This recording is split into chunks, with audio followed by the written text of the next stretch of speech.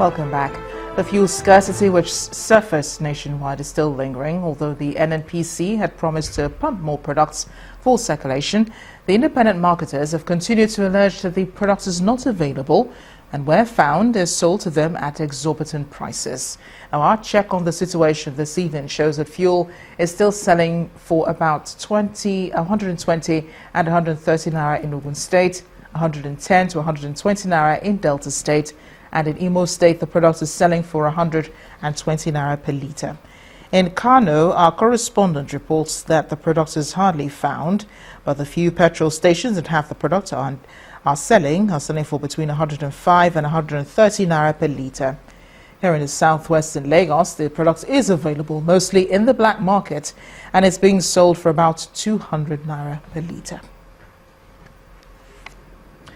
The major marketers are key stakeholders in the distribution chain of petroleum products in the country, and they've maintained that this new fuel scarcity has nothing to do with its members. Joining me now on the News at 10 is the Executive Secretary of the Major Marketers Association of Nigeria, Mr. Femi Olawori. Thank you so much for joining us on the News at 10. Thank you. Good evening. Well, good evening once again. Nigerians are faced with another scarcity. I remember the last one was really, really bad. What really is the problem? This time around, the genesis is that Pt.3, the unions there went on strike. And why should the strike affect us? It does because they give the mandate for ships at berth to commence discharge. For instance, over the weekend, a ship came in on Friday but couldn't discharge. In fact, it is about getting ready to discharge as we speak. Oh. Okay, so that was the main cause of the current one. And I'm told that they have resolved issues, and so all vessels around will commence discharge. I also know that there's vessels around. Even some of us have brought vessels. There are 3 marketers' vessels that are currently outside waiting to come in. Okay, so how soon will things return to normal? How soon will we have petrol at the filling stations? Yesterday we loaded about 310 trucks for Lagos discharge alone.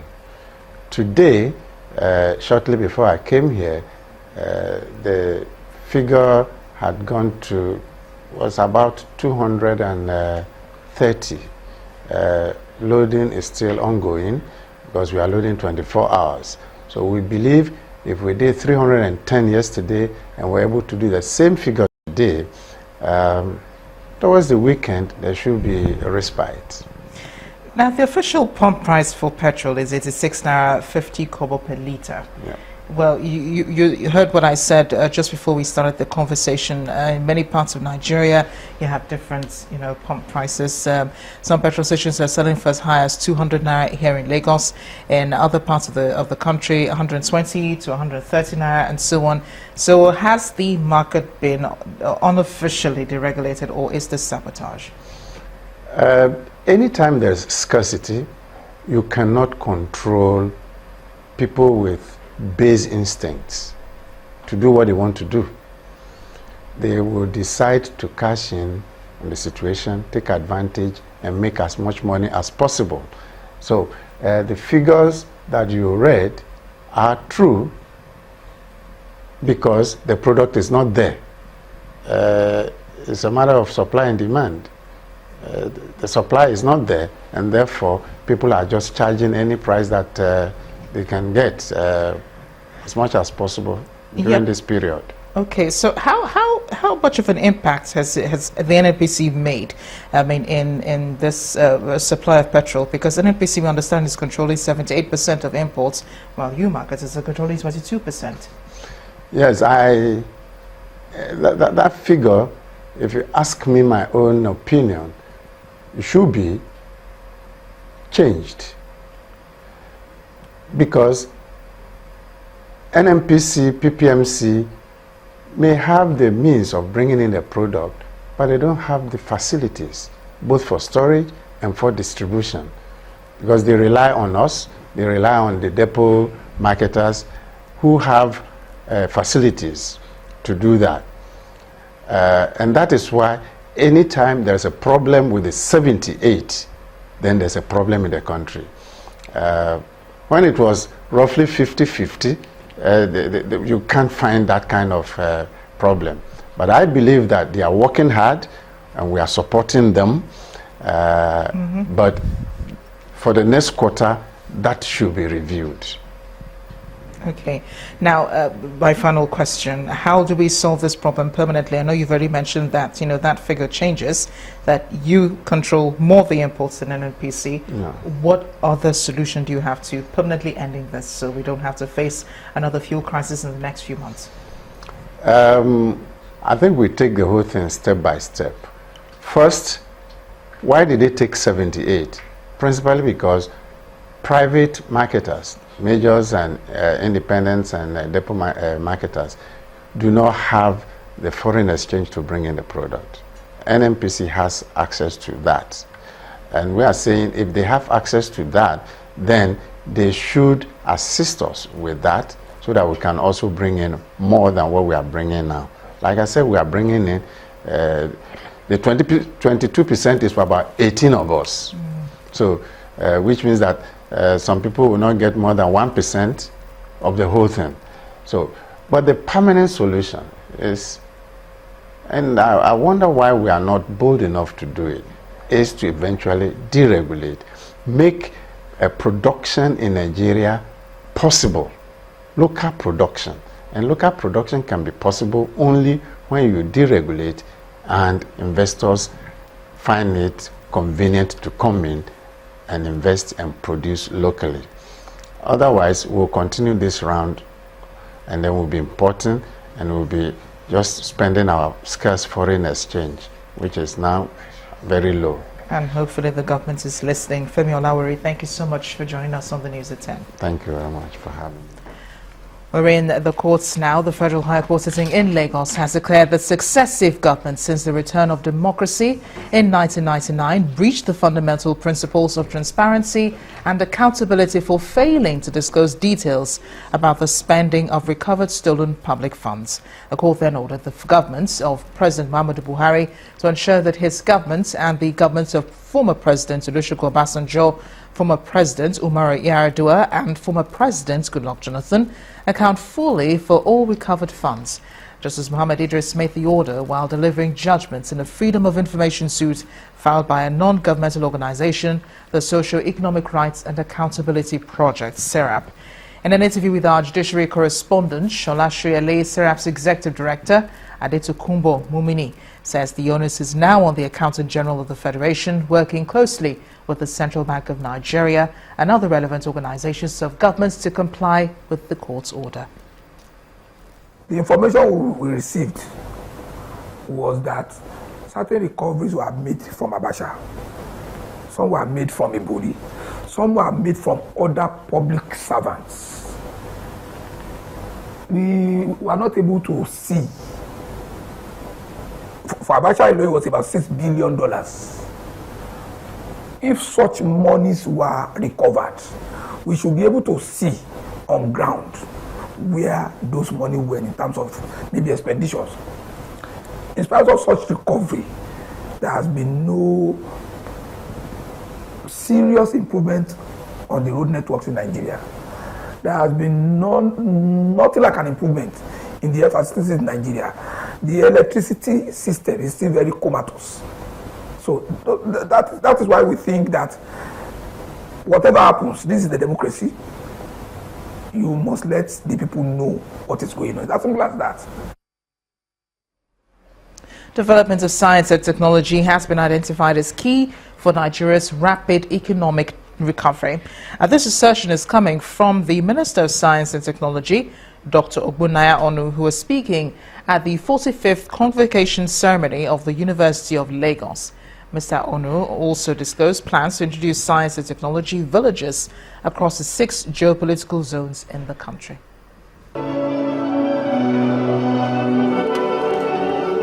Academic scholars, and members of the Governing Council of the University of Lagos in formal procession to flag off the 45th Convocation Lecture at the institution's premises in Akoka, Yaba, Lagos.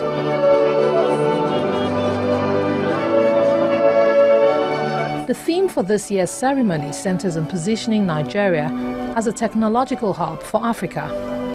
The chairman of the occasion, Engineer Vincent Maduka, highlights some challenges impeding the development of science and technology in Nigeria.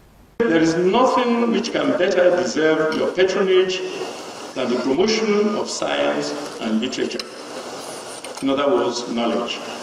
We expect a thorough analysis of the needs and the way forward in the partnership for strategies for the advancement of technology and use technology as a vehicle for our economy. The guest speaker, the Minister of Science and Technology, Dr. Bunaya Onu, delivers his keynote address. He announces plans to reform the sector. These include building a science and technology development bank and the enactment of the National Research and Innovation Council. We must seek for alternative ways which science and technology offer to diversify our economy, reduce poverty, protect our environment, defeat illiteracy, create jobs, recreate the middle class, check insecurity, and restore honor and accountability in the conduct of government business. With a vote of thanks coming from Nigeria's former Minister of Information, Professor Jerry Gana, the lecture ends with participants expressing optimism over the proposed reforms. Nigerians, the lecturer is saying to you, he is now ready, he is now willing, he is now asking us to be part of this science and technology revolution so that Nigeria can move forward. It now remains to be seen how these ideas shared can be implemented to enhance the pace of socio-economic development in Nigeria. Let's head on now to business news with Adeshawa Josh. You first. First Bank.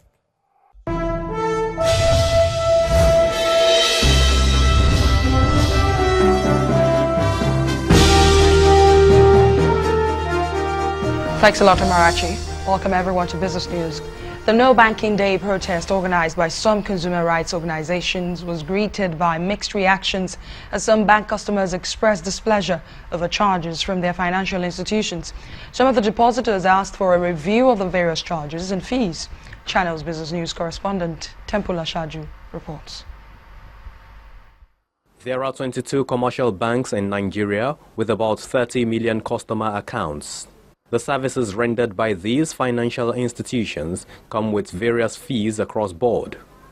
Some of these charges include card and account maintenance fees, SMS charge, ATM withdrawal fee, and the latest stamp duties, among others.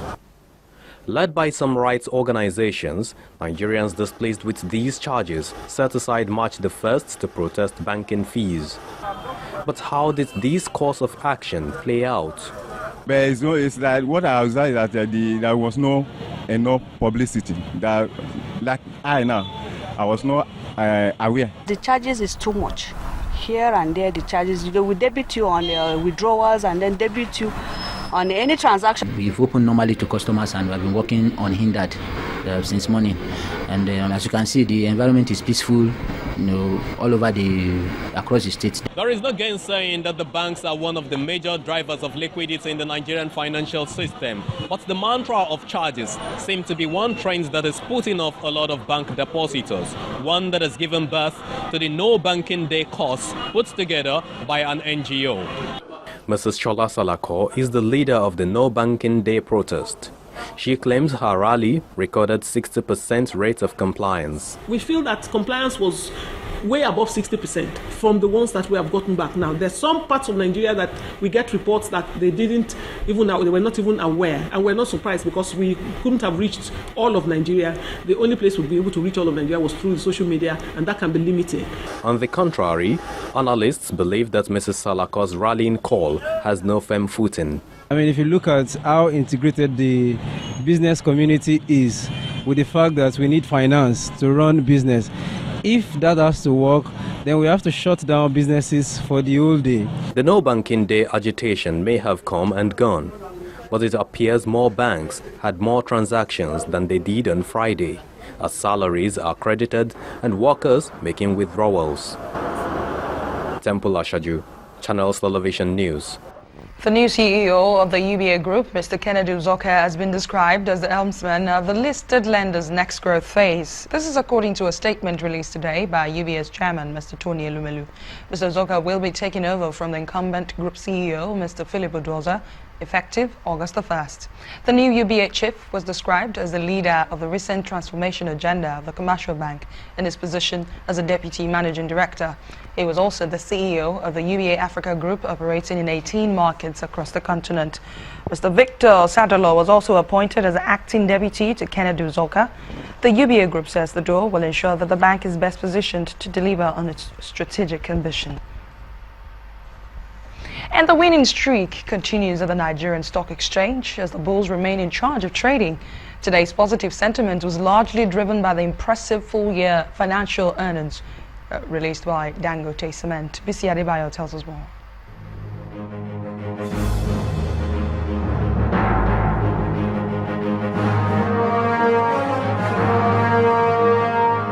Hello and welcome to the stock market reports. The bullish sentiment continued at the local bourse as the key benchmark index closed 1.09% higher on the back of an impressive full-year financial earnings report released by Dangote Cement.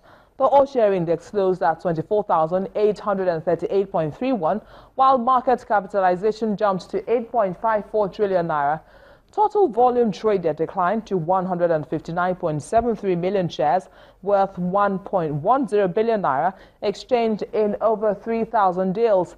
Market breadth was positive as 20 gainers outweighed 15 losers. And top on the price advances list was Dangote Cement, which gained 4.99%. Seplat came next with 0.95%, while Mobil appreciated by 1.90%. On the flip side, Forte Oil, Watco and Unilever were the day's heaviest price losers. On the volume chart, Zenith Bank, FCMB and Transcorp came in at the top 3 category. That ends the stock market reports. I am Bisi Adebayo. Thanks a lot, Bisi. Now let's check out closing figures from other stock markets around the world.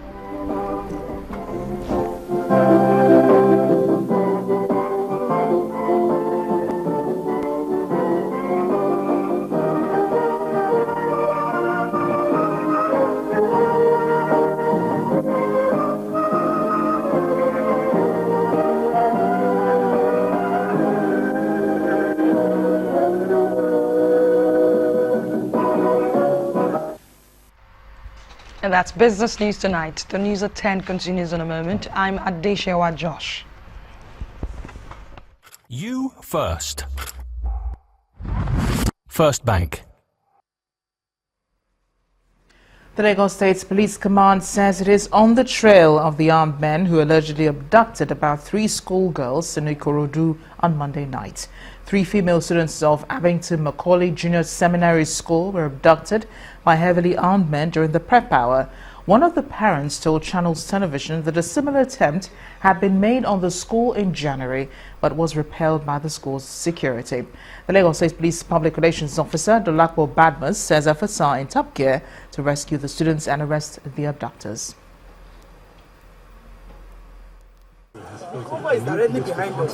Adamo Road, a major but deplorable link road to Agunfoye Ilegushi village, where Babington Macaulay Junior Seminary School is located. Within the school premises, activities are now restricted with heavy security presence. On Monday, about 5 armed men scaled the school fence and abducted 3 female science students. The principal of the 19-year-old co-educational secondary institution of the Lagos Anglican Diocese, Venerable Olaoluwa Adeyemi, and the management team declined comment on the incident. Outside the administration block, both management and parents deliberate on the way forward and pray for the release of the children.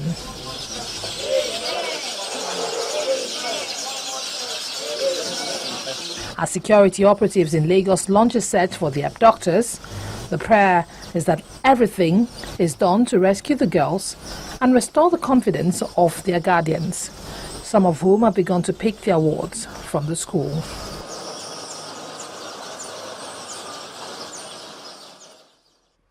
Still ahead on the news at 10, Nigerian boxers confident ahead of the African Boxing Championship in Yaoundé. That will be in sports news. Please stay with us.